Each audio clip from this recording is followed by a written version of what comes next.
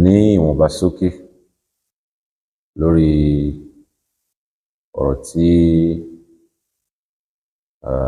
ọkùnrin kan tó ń pè ní alágbára omi tó sọ ní àwọn ahadith tí a lò àfi ṣàlàyé ọ̀rọ̀ Ànábì sallallahu alaihi wasallam lórí ọ̀rọ̀ ìfẹ́ Ọlọ́run àti ìfẹ́ Ànábì náà nípa pé tá bá fẹ́ kíra ẹni ọ̀nà wo ni ṣẹ̀ríà Islam gbé kalẹ̀ fún wa láti fi kíra wa nípa pé at-taslim wal-musafa assalamu síra rẹ̀ ni tó ká sì gbọ́ra wa lọ́wọ́ òun náà ni ọ̀nà tí Islam tó gbé kalẹ̀ fún wa. So bàbá yìí wọ́n sọ pé hadith yẹn hadith tí ó lálàáfíà ni òkú hadith ni kò sáájú kó tó di pé mo máa lọ síbi hadith yẹn àti àlàyé lórí ẹ̀. Bàbá yẹn ń gbìyànjú láti instigate àwọn ọba against us we Muslim nílẹ̀ Yorùbá wọ́n mọ̀ pé ìyẹn ṣe ohun tó ṣe bẹ̀rẹ̀ náà àwọn kan náà ti ṣe rẹ̀ ṣáájú ṣùgbọ́n kò sí nǹkan tá a sọ pé a'amalakallahu bima tastahiq ní tó bá lẹ́tọ̀ọ́ rẹ̀ lọ́dọ̀ Ọlọ́run ṣe pẹ̀lú ẹ̀ ní gbogbo irúfẹ́ àwọn èpè èyí tó ń jáde lẹ́nu rẹ̀ sí wa. Àwọn kẹ̀ gbà níyànjú pé ìpè torí rẹ̀ bá léwu àti wá àtàwọn mọ̀lẹ́bí rẹ̀ òun ni ó ṣẹ́ ohun tó bá sì fẹ́ fúnra rẹ̀ òun ni ó tọrọ rẹ̀ wọ́n ṣẹ́ òun ó ṣe kí ni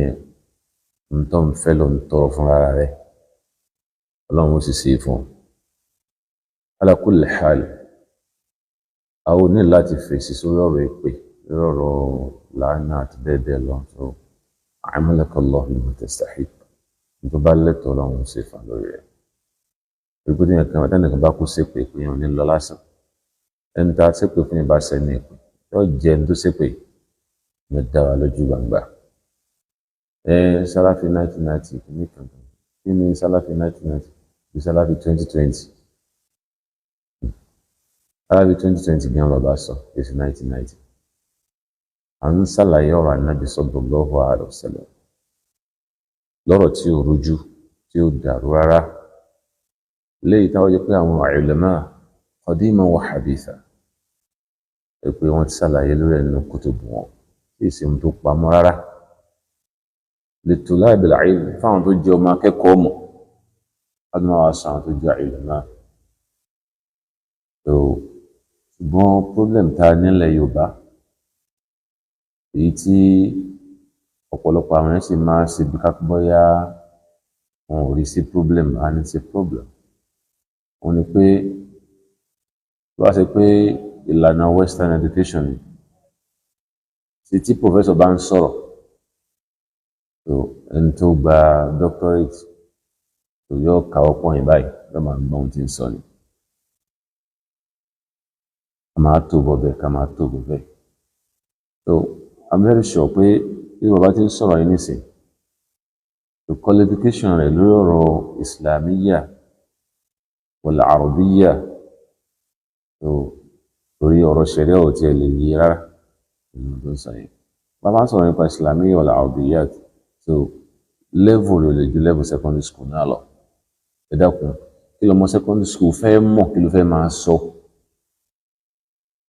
létí àwọn tó bá jẹ́ graduate àbáwọn tó tún tẹ̀síwájú tó ní master's order àbẹ́ni tó jẹ́ doctor àbẹ́ni tó jẹ́ professor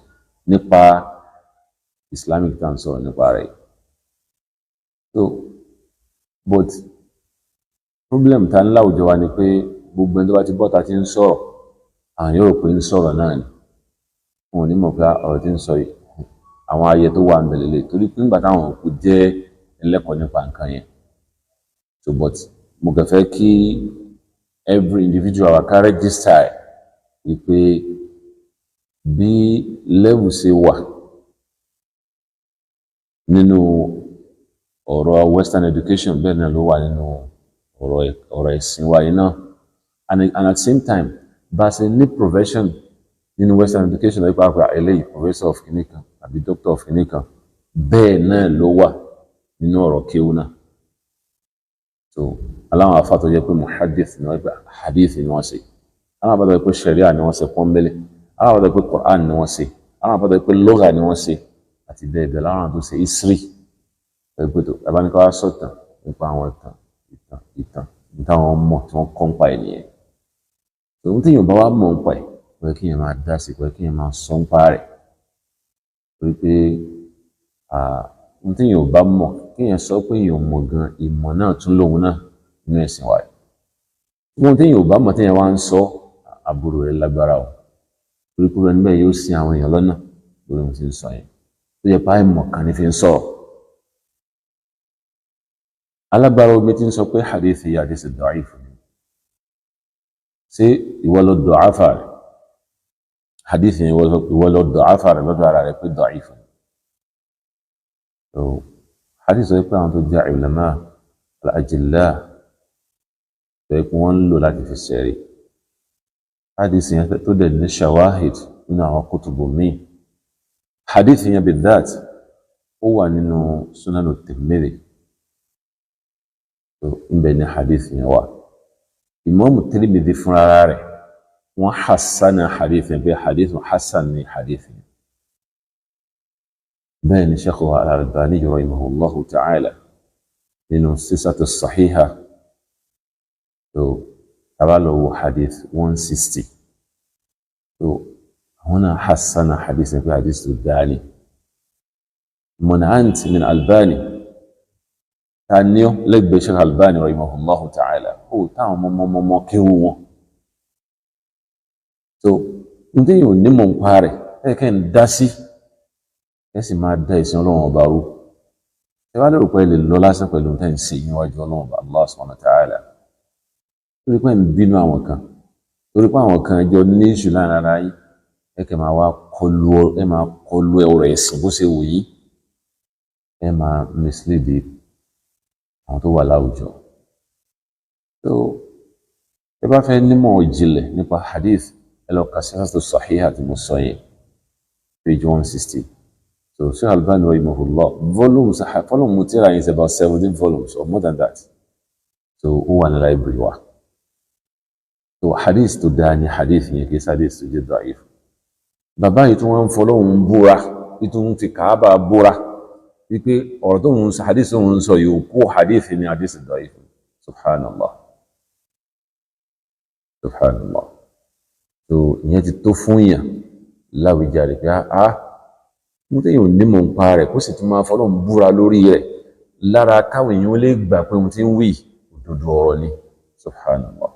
Láyé ọ̀rọ̀ ìbò jáì pé man yantami ila ad-din man yantami ila al-Islam, ẹni tó ń ṣàfihàn ara sára ẹ̀sìn tí ń ṣàfihàn ara ẹ̀ sínú Islam kó tún máa wá sọ pé ọ̀rọ̀ Ànábì sallallahu alaihi wasallam ọ̀rọ̀ tí ò lágbára ni, òkú ọ̀rọ̀ ni, kó tún máa wá fọlọ́run sẹ̀rí lórí rẹ̀, lórí ọ̀rọ̀, lórí àìmọ̀. Ilé lágbára Allah, ewu sì lè jẹ́ pàtàkì jẹ́ mùsùlùmí. Walau sakatna ala hadha, tàbá dákẹ́ lórí eléyìí tá a sọ síta, a ṣàbòsí fún populace, a ṣàbòsí fáwọn èèyàn tá a bá sọ síta, torí pé àmánà ni, amanatul ilm, àmánà tá a gbà ní, ìwọ̀ tá a gbà ní, as-saqit an al-haqq shaytan al-akhas kama qala rasulullahi sallallahu alaihi wasallam. Torí pé ẹni bá ródòdó tó dákẹ́ lórí ẹ̀ tó ọ̀yàyà ìsù ni, ìsù ló ń tọ̀hún náà. tó ọ hàn gbangba pé irọ́ ni bàbá yìí ń pa pẹ̀lú ọ̀rọ̀ tí ń sọ yìí ní alágbára omi. tó torí pé àwọn kan ti kọlù lórí gbogbo náà tí ń pa gbogbo ohun tí ń ṣe káàkiri tí fi ń tó àárín wa àtọ́lọ́run lélẹ̀ ní ẹjọ́ máa yanjú ẹ̀ bí ẹ bá déwájú ọlọ́run. tó àwọn ò ní ṣe tatabu awrat ẹnìkan baynaka wa bayna Allah azza wa jal. ṣùgbọ́n nípa ọ̀rọ̀ yìí tá à ń sọ yìí tó ọ̀rọ̀ Ànábì sallallahu alaihi wasallam hadithun hasan, hadith tó lálàáfíà tó dáni, hadith tó dáni. àwọn tó lè jẹ́ àfọ́ ní hadith láyé wọ́n hassana rẹ̀ Imam Tirmidhi tó gbà wá fún rẹ̀ sọ pé hadithun hasan. Man anta min Tirmidhi rahimahullahu ta'ala. Man anta min Al-Albani rahimahullahu ta'ala. Tani wọ́ lẹ́gbẹ̀ẹ́ Imam Tirmidhi, tani wọ́ lẹ́gbẹ̀ẹ́ Imam Al-Albani rahimahullahu ta'ala. Nínú làwọn àìmọ̀ míì náà sọ̀rọ̀ lórí rẹ̀ qadima wa haditha. Láwọn tó ti lọ àbáwọn ti ń bẹ lákòókò tí wáyé náà tó ń sọ̀rọ̀ nípa rẹ̀. Ala kulli hal, káwá sọ wípé torí pé Anas bin Malik radiyallahu ta'ala anhu tó gba hadith yẹn wá ó ní ar-rajulu minna, pé arákùnrin kan láàrin wa, kápọ̀ wá sọ báyìí torí pé kò dárúkọ sàhábà yẹn, torí ẹ̀ lẹ́wà fi sọ pé hadith yẹn jẹ́ da'if, àìmọ̀kan ni, torí pé jahalatu as-sahabi, ká má mọ̀ sàhábà kan, tí sàhábà kan kó jẹ́ majhul, ká má mọ̀ kò sọ hadithi tó bá taba gbà wá àbí tá a bá sọ nípa rẹ̀ kò sọ di da'if. Gbogbo olùmọ̀ pátá tó jẹ́ ulama wal hadith wọ́n fẹnu kò lórí pé àìmọ̀ sàhábà kan ká rìpọ́tù ọ̀rọ̀ nípa rẹ̀ kò sọ hadith yẹn kò sọ di da'if. Nítorí pé kulluhum udul, gbogbo wọn pátá onídéédé ni wọ́n tó dọ́nà ọba Allah subhanahu wa ta'ala. So ìdájọ́ àwọn sàhábà nìyẹn lọ́dọ̀ àwọn muhaddithun, lọ́dọ̀ àwọn afọ́ni hadith. So ìdí bàbá yẹn ń sọ kẹ́ ń parọ́ fún àwùjọ ni. So torí pé àwọn náà ń gbà kúnlẹ̀, so wọn sì fẹ́ kí àwọn gànámọ̀ àwọn wọn bọ́ torí kan máa sọ ògbé tó ń sọ yẹn. Ẹ rí nínú ọ̀rọ̀ tí ó tún ń ṣàfihàn lẹ́hun tá à ń sọ yìí tó ń fẹsẹ̀ rìn lẹ́sẹ̀ pé àní ká kúnlẹ̀ ká dọ̀bálẹ̀ ká máa wólẹ̀ ká máa rámù fúnra rẹ̀ ni. Kò sí ọ̀nà tá à ń gbà kíra wa ní ṣẹ̀ríà Islam. Mu'adh bin Jabal radiyallahu ta'ala anhu, Ànábì Ọlọ́run bá ran àtàwọn èèyàn rẹ̀ ọ̀nà Sham. Gbàdán padà dé wá sílùú Madina. Mu'adh bin Jabal ó déwájú Ànábì sallallahu alaihi wasallam, òun náà wólẹ̀, bẹ̀rẹ̀ sí ní káwọn èèyàn máa wólẹ̀, òun náà wólẹ̀ síwájú Ànábì sallallahu alaihi wasallam. Ànábì ní Mu'adh ya Mu'adh, èyí wòlé tó ń ṣe yìí rẹ̀ Mu'adh. Lórí iṣẹ́ ọlọ́run ọba lèkè ọlá níbi tó rán mi lọ, mo rí àwọn tó jẹ́ al-kitab yasjuduna li asaqifatihim, mo rí wọn tí wọ́n ń wólẹ̀ tó ń sùjádà àwọn tó jẹ́ bíṣọ̀bù sí wọn lọ́hùn. Ìyá ló jẹ́ kí n ṣe fún wọn lórí pé mo rí pé wà Nabi sallallahu alaihi wasallam na haqqu minhum, wọ́n lẹ́tọ̀ọ́ ká sí bẹ́ẹ̀ fún ojú àwọn yẹn lọ. Ànábì ní rárá o, Ànábì ní ọgbọ̀dọ̀ sí bẹ́ẹ̀. لو كنت آمر أحدا أن يسجد لأحد، أنا بنت يقول ما بين كلاسه وما ولف كان